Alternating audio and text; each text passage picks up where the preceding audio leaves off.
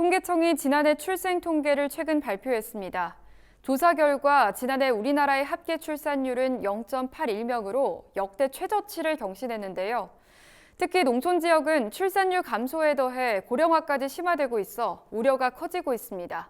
박다영 기자입니다. 우리나라의 출산율이 감소하고 있는 가운데 농촌 지역의 인구 감소가 심각한 것으로 나타났습니다. 통계청은 최근 이 같은 내용을 담은 2021년 출생 통계 보고서를 발표했습니다.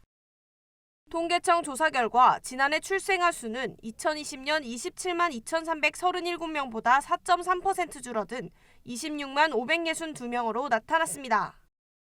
합계 출산율도 2020년 0.84명에서 0.03명 줄어든 0.81명으로 역대 최저치를 경신했습니다. OECD 회원국 중 합계 출산율이 1명 미만인 국가는 우리나라가 유일합니다.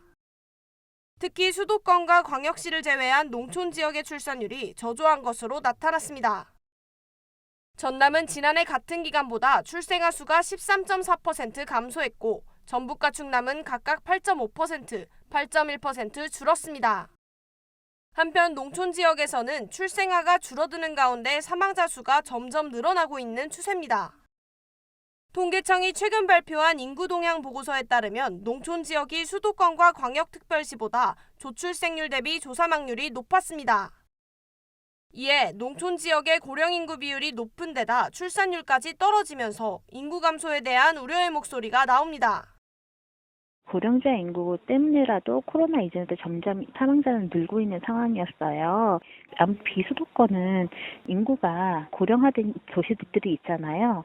결국은 그 연령이 많은 때에서 아무래도 고령자 인구가 사망도 많고 코로나로 인한 사망도 많고 고령자가 취약하다 보니까 지역별로 고령자가 조금 더 많이 분포되어 있는 경우는 사망률이 조금 더 높게 나타날 수 있거든요.